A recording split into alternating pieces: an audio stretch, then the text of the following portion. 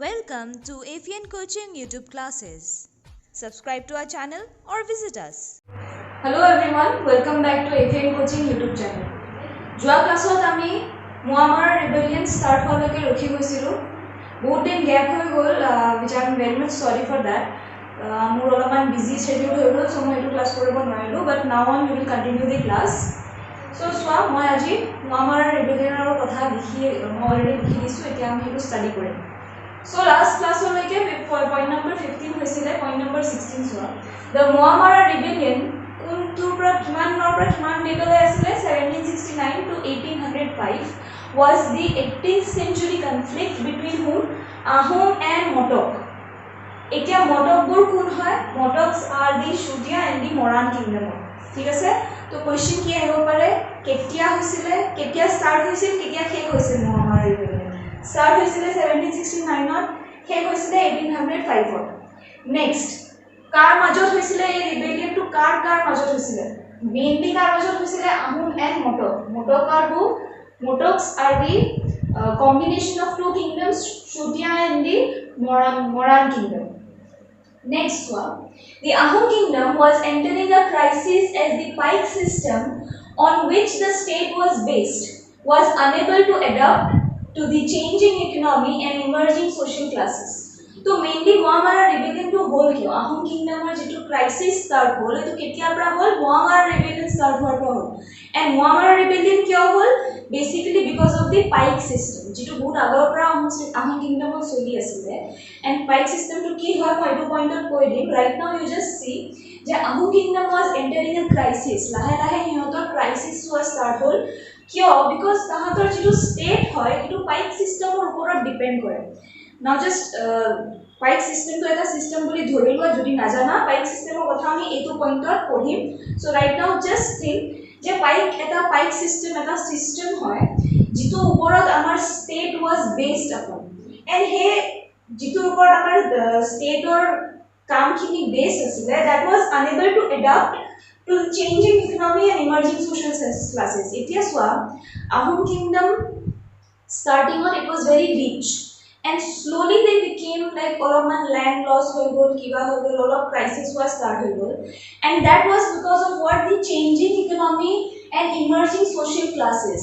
a change in economic karone pike system to tahati hold on kore rakhibo nowarile which is why Ahom kingdom or crisis was start হৈ গল okay. Next point here, so the rise of the Satras was one of the reasons for the leakage of manpower from the pike system. Pike system or main point is manpower. Manpower or upor depend koriye pike system asile. Etia he manpower to a leakage was start hoy gol because of what? Rise of the Satras. Rise of the Satras Sankardevar jitu asile hetu kotha koiso to moi agote koi thisu. So because of the rise of the Satras was one of the reasons for the leakage of manpower, okay, only for the leakage of manpower. Now, what is pike system? Pike system ki hoy under the pike system adult and male jibur sobore ghoror jiman males asile jiman adult male asile jar boyos 16 to 50 years or major hoy they were obliged to render services to the state and in return they received a piece of land for cultivation. So basically ki asile mur ghorat jodi moi asu mur dada ase ma deta ase okay if my father is under 50 and my brother is above 16 then they both are obliged mane tahati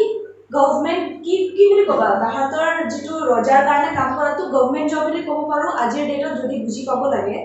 they were obliged to do the job for the king for the Ahom kingdom okay so etiar karone bhabiwa je Ahom kingdom is the government is ruling to mur ghorat jodi mur dada ase mur deuta ase both are between 16 to 50 years or major jodi hoy 16 বছৰৰ পৰা 50 বছৰৰ মাজত যদি তাহাতৰ as হয় they are obliged to do the government job and in return tahati salary namot ki paয় salary namot paয় a piece of land for cultivation okay so they were obliged to do the job to render services to the state mane ki state government job okay in normal bhanga and in return they received a piece of land for cultivation return or paisa na paile ki paisile land paisile So now you see everything is very much connected. ইয়াতে আছিলে কি changing economy and emerging social classes এতিয়া চবৰে ঘৰৰ চব মেলৰ they were bound to do the job, right? So sobake অলপ land দিবলগীয়া হৈ গ'ল and when you give away so much land so ৰজা কোন হয় যাৰ তাত বহুত বেছি পাৱাৰ আছে যাৰ তাত বহুত বেছি মাটি বহুত পাৱাৰ কোন থাকে who has everything in his kingdom, right? He has big forts that are damar fort and all ase he বহুত land that are ase hane so what is this jarta বহুত বেছি মাটি আছে হি বেছি পাৱাৰ আছে so লাহে লাহে যদি মই মাটিখিনি দিয়ে থাকো মোৰ পাৱাৰ কমি হৈ থাকিব this was the reason why আমাৰ আহোম কিংডম ক্ৰাইসিছৰ ফালে গুচি যাবলগীয়া হ'ল plus also pike system is one of the main reason behind the Muamara rebellion. Okay, understood? We'll move on to the next point. Yare eto pointer re ami aru eta sub point ase. We will continue the 19th point. Okay? So 19 number pointer eto sub point ase. Ha, eto 19 number point thek howa nai. So ki likha ase the structure was designed by Momai Tamuli Borborua in 1608 and implemented extensively during the reign of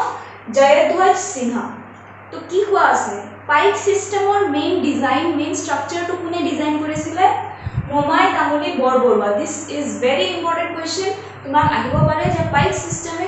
system কোনে বনাইছিল কোনে structure কৰিছিল ইয়াৰ answer is what মোমাই তামুলী বৰবৰুৱা কেতিয়া কৰিছিল 1608 ত কৰিছিল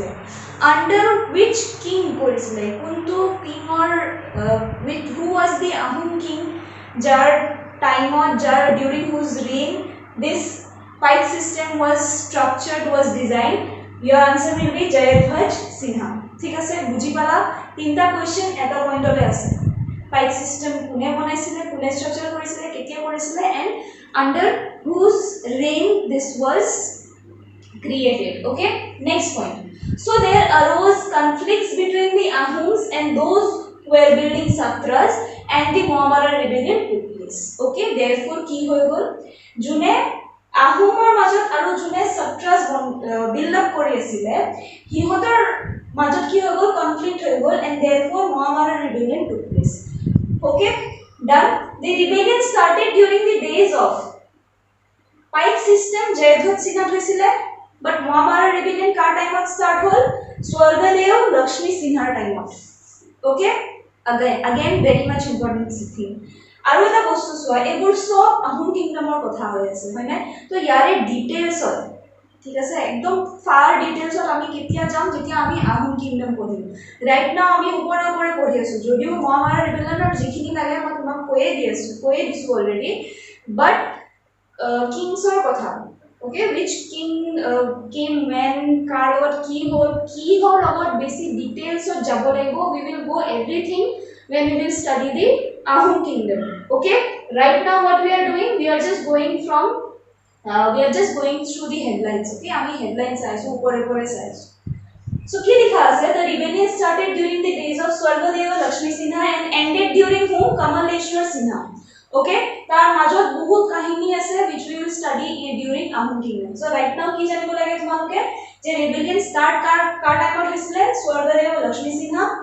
and car time ot hoisile Kamaleshwar Sinha. Okay, again two very much important names ebor tumaloke bhalke likhi loba ঠিক আছে এবor এনে মানে উপরে সালে কিটিও মন না থাকে please note this down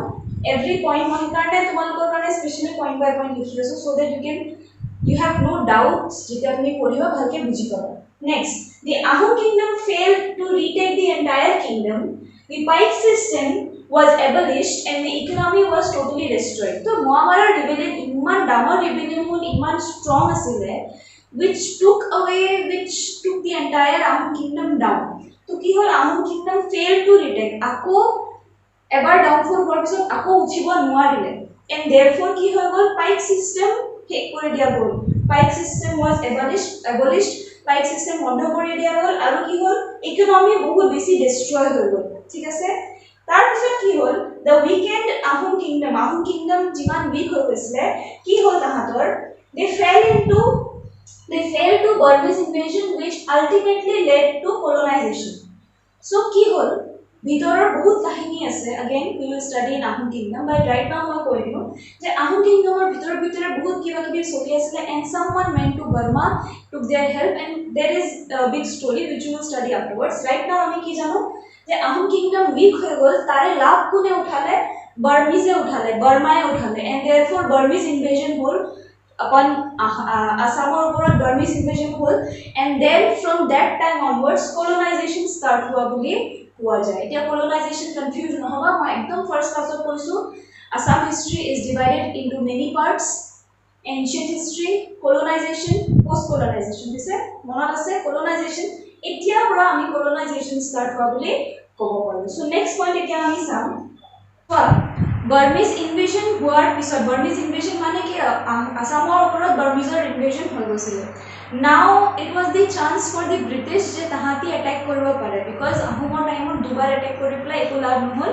so now they got the chance to attack over Assam and took over Assam so ki hol soyate within the with the defeat of Burmese in the first Anglo-Burmese war the subsequent treaty of Yandabu control of Assam passed into the hands of British and first Anglo-Burmese war huar pisot ki hol Anglo-Burmese war huar pisot treaty of Yandabu sign hol treaty of Yandabu ki hol ketia sign hoisile mo kom control of Assam kar hatot gusi gol Britishor majot gol Britishor hatot gusi gol so therefore what we came to know Assamor oporot Burmese invasion hol then British control kori nile but First Anglo-Burmese war हुआ पिছত Treaty of Yandabu हुआ Treaty of Yandabu ऊपर question है की है The Treaty of Yandabu की है it was a peace treaty that ended the first Anglo-British war it ended the first Anglo-British war it should be Anglo-Burmese war actually correct kore The Treaty of Yandabu was a peace treaty that ended the first Anglo-Burmese war की होइছিলে এটো it was signed on 24th February 1826 very important ketia hoisile 24th February 1826 date hua hai just don't remember 1826 je 24th February nokorile hoy because small options ahibo pare 24th February 26th February 28th February 22 February thakibo February e thakibo but 26th February 24th February 24th April 24th March eneke didibo pare you might get confused so a date to bahut bhalke monot rakha question ahe yare pora nearly after the war broke out in 1824 between British and Burmese British aru Burmese major 1824 ot war 1824 ot jetia war hol tar pisot tahati they decided because Burmese what like they never intended to rule over India ba Assam Ahome gople tahator pra help khojile and they came back and they got the chance je etia hiator upor rule kora mor chance ase so moi rule kori dim but then again British e hetu chance loi pile jetia hiator upor attack korile so Burmese decided je nai moi aru koribo noaru it is none of my business I can go back to my place I can rule over there so ki korile tahate peace treaty eta sign korile Treaty of Yandabu and handed over the control of Assam tahati control of Assam kar hatot di dile Britishor hatot di dile so next point is what the British accepted the Burmese hobo lage sorry yaku ete Burmese hobo lage the Burmese accepted the British terms without discussion and they agreed on British interference on Assam the Burmese accepted the British terms etu muloto Burmese British likhi nidiba The Burmese accepted the British terms without discussion and they agreed on British interference on Assam. After Treaty of Yandabu, they had to agree on the terms and conditions. British jikhini terms and conditions disile hiyote to accept kori lole and after accepting, they handed over the control of Assam to whom? To the British. So therefore, yate hamar first part complete ho jaye we move on to colonial period of Assam history to azir class of moi pare bahut khini moi bahut miss korisilo he karone moi azir class to olop dighol kori pele hekini cover kori dilu so in today's class we learned about the Muamara rebellion we learned about the British and Burmese invasion over Assam we studied about Treaty of Yandabu from next class we will do the colonial period okay আজিৰ কাৰণে এইখিনিয়ে যদি কিবা বুজি পাইছা যদি এইটো লাভ হৈছে তুমি অলপমান চাই পেলাই যদি if you think that this might be important for your exam I have given something important to you for your exam then please hit the like button subscribe to our channel for more videos and kabar jodi kiba suggestion ase je aru kiba belego upor video banabo lage then please write it down in the comment box. That's it for today. Thank you. Thank you for watching. Don't forget to hit the like button, subscribe to our channel and turn on the bell icon.